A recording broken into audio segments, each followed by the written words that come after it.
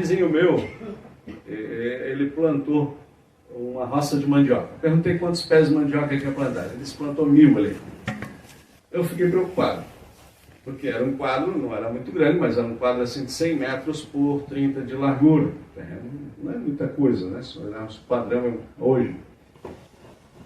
Aí eu fiquei imaginando aquilo na época, um quadro daquele tamanho, ele usando máquinas, roçadeira, a gasolina para tirar o mato. A mão de obra era pesada. Era um trabalho extenuado naquele período. Para plantar 1000 pés. Com 1000 pés eu perguntei para ele quantos sacos de farinha dava para fazer. Ele disse que não sabia, porque ele não fazia mais farinha. Mas o pai dele estava ali, um senhor de 80 anos. Aí ele disse, olha, quando eu fazia farinha, dava para fazer 50 sacos de farinha. 50 sacos de farinha dava para sustentar 2.000 pessoas numa fazenda durante um ano. As contas pequenas, mas que é interessante nessa venda. Mas a minha preocupação era manter aquilo limpo, porque se tu não mantém as roças limpas, como é que você vai colher, plantar? Então, era um trabalho forçado, era um trabalho pesado. Para qualquer um de nós hoje que for na roça, você vai mais para o interior, onde a gente mora, né? Eu nasci na região do interior, você olha as pessoas que estão lá, a mão delas é abrasiva, a mão ferida. O rosto é aquele rosto enrugado, envelhecido. Então, era uma situação muito difícil. Santa Catarina não teve essa grande propriedade para 2.000 escravizados, como teve Rio de Janeiro. Essa fazenda aqui, ao qual Dom Pedro orientou que não tivesse mais escravizados, tinha 2.000 escravos ali. É a fazenda de Santa Cruz, onde tem a base aérea, é um bairro hoje no Rio de Janeiro. Você imagina o tamanho daquilo, é um dos maiores bairros do Rio de Janeiro, Santa Cruz. Então, para manter aquilo funcionando e operacional, você precisava de muita gente trabalhando. Aqui, a escravidão ela existiu, foi pesada do mesmo jeito, nós tivemos punições, nós tivemos abusos, nós tivemos uma série de coisas. Mas nós tivemos um povo que aqui esteve, de origem africana, escravizado, que ele venceu, ele lutou a cada dia. E eu trabalho isso no meu primeiro livro, infelizmente está esgotado, ou felizmente, isso quer dizer que estão lendo, é a história de um povo no Vale do Rio Patambu-Sul, porque...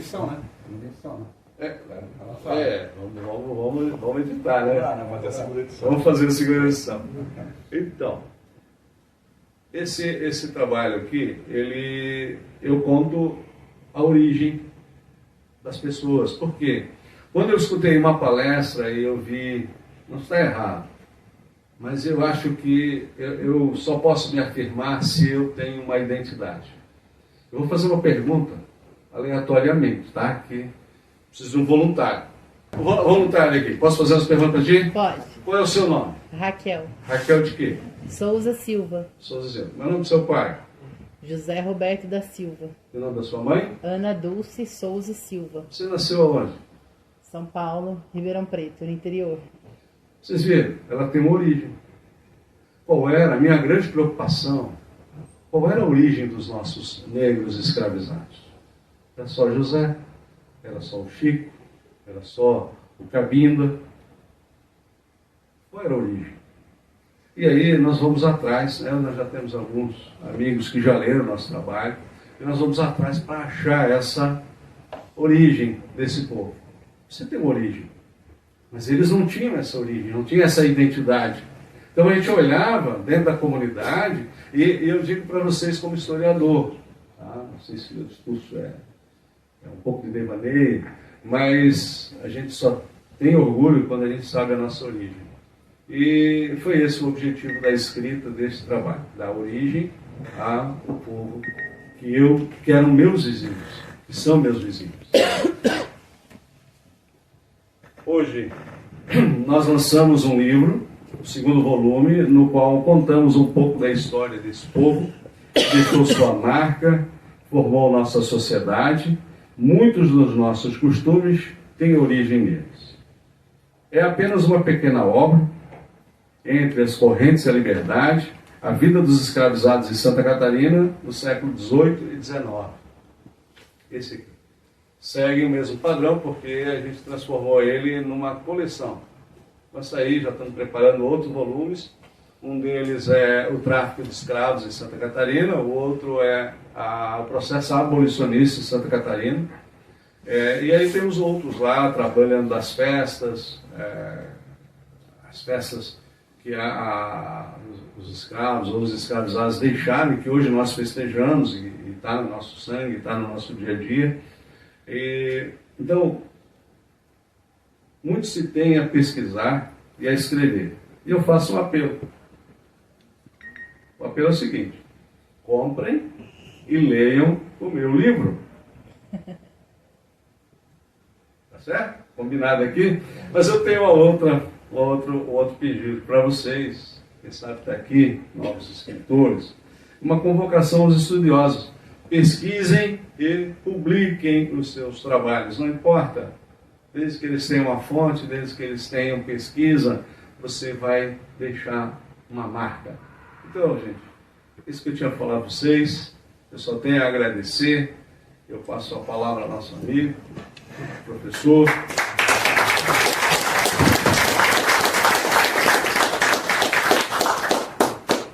Para nós é uma imensa satisfação, mesmo uma imensa felicidade poder ter o privilégio de lançar uma obra de um historiador que eu considero um grande historiador da nossa região, sem modéstia, realmente.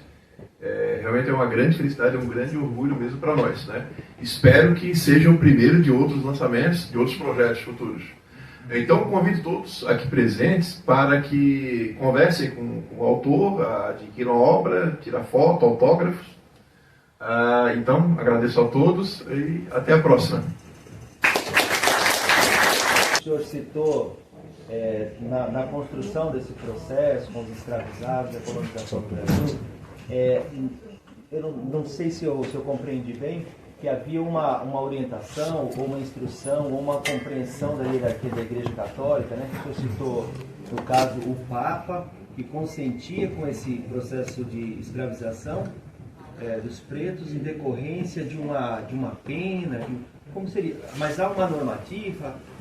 O que seria isso? Sim, eu não tenho o ano exato, mas é em 1444 ou 46, os portugueses levaram da África 4 negros escravizados de origem muçulmana.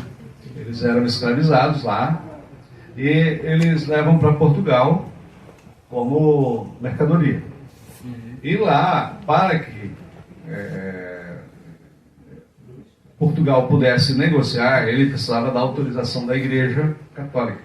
E o Papa, não trouxe o nome exato aqui, porque não era o objeto disso, ele emite uma bula papal autorizando que pudesse ser vendido e comprado esses escravizados que fossem prisioneiros de guerra lá na África.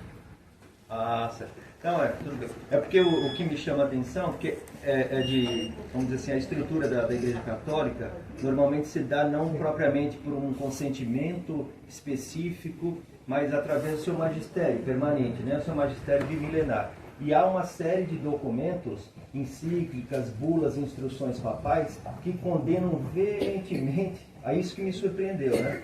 E aqui no Brasil, até o Frei Dom Vital tem textos assim estarrecedores contrário a isso, né? Inclusive fazendo uma interlocução direta com essas pessoas que escravizavam, né? Dizendo que era uma abominação de natureza preternatural mesmo, né? Ou seja, demoníaca, que qualquer ação de subjugar a dignidade humana, e que a própria concepção, a cosmovisão católica era exatamente contrária, e foi em decorrência disso que muitos religiosos foram perseguidos, os conflitos aqui no sul do Brasil, até porque os primeiros casamentos interraciais no Brasil eram abençoados pela Igreja Católica. E falo isso porque no Vale do São Francisco, na Bahia, a minha família é uma das primeiras famílias de composição interraciais. A mestiçagem iniciada na Bahia passa inclusive pelo sangue da minha família. Eram índios bravos, né, tapuias. E quando chegaram os primeiros portugueses no Vale do São Francisco, foram compondo aquelas famílias, e hoje são cidades que eram propriedade da minha família. E todos abençoados, consentidos, e já não havia nem sequer a possibilidade de escravização dos povos tradicionais originários aqui do Brasil. Nos primeiros séculos, primeiros casamentos, e casamentos não são simplesmente junções, né? Não estou falando de conjunção carnal, estou falando de casamento com sacralidade. E aí já haviam registros, havia a cerimônia do casamento, o sacramento. Então isso me causou uma certa dúvida. Qual é o grande... Às vezes nós, somente o historiador, a minha visão é a seguinte: cada época tem o seu modo de pensar. E isso não era tão assim estranho. Por quê? Quando havia uma batalha entre um grupo de exército e outro, mesmo, vamos lá, a Áustria aqui, francês, e a Áustria ganhasse, os soldados franceses se tornariam servos dos outros. E geralmente, como não se tinha mantimento para manter eles, muitos deles eram executados. Ou se tornavam escravos deles. Era a escravidão branca que existia dentro da Europa. Um exemplo muito grande disso, então não é tão estranho para o período. Um exemplo, nós conhecemos todos o Dom Quixote, Miguel de Cervantes. Miguel de Cervantes foi escravo durante 12 anos de um almirante turco, porque foi prisioneiro lá. Ele acabou, pelas suas habilidades intelectuais, como era muito valorizado e tal, acabou sendo ajudante. E quando o almirante deixou a ativa, ele libertou e ainda indenizou lá o Cervantes. Então, é um dos casos assim com maior referência que nós temos. Até nos espanta, porque nós achávamos que durante a Idade Média toda a escravidão tinha sido abolida. Não foi bem assim.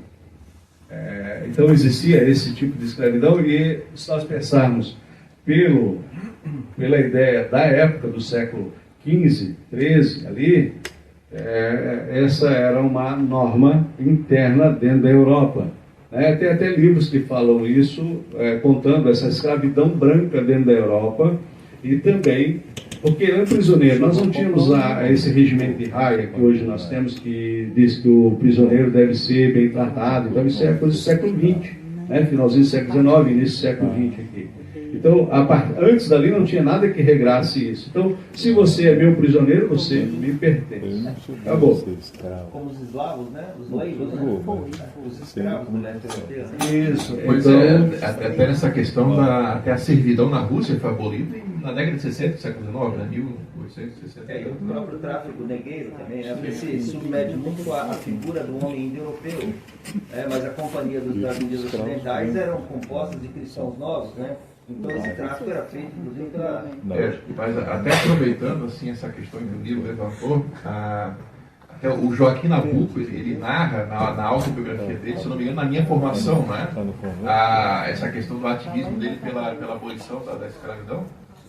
E ele vai ao Vaticano, ele tem uma audiência com o Papa Leão XIII, né? O Papa Leão XIII recebe com muito entusiasmo o movimento abolicionista brasileiro e promete que ele iria publicar não sei se uma bula, uma encíclica. Até o Nabuco, ele lamenta que essa bula, desculpa, eu não lembro o documento exato agora, ele lamenta que ela foi publicada após a abolição, né? Mas então, após a abolição, logo após, o Leão XIII ele publica um documento. Imagina, até hoje, né, se o Papa publica um documento, tem um impacto mundial. A grande questão aqui é que nós já estávamos com outras ideias, onde a escravidão já não era mais um processo aceitável no mundo, né? O Brasil foi a última nação a libertar os escravos, e todas as outras nações já tinham abolido isso. Então já era outra mentalidade. Mas até 1870, 1860 ali, isso aí ninguém pensava muito nessa questão da abolição. Então, eu acho que eu esqueci de dizer o teor do meu livro. Eu conto nesse novo trabalho como é que era a vida dos escravizados dentro da escravidão. Como é que eles faziam para viver a sua sociedade, os seus costumes, os seus hábitos, as suas profissões, dentro do processo de escravidão. Eles, como escravos, como é que eles faziam para trabalhar ali. Então esse é o foco desse livro, é a vida deles dentro da escravidão.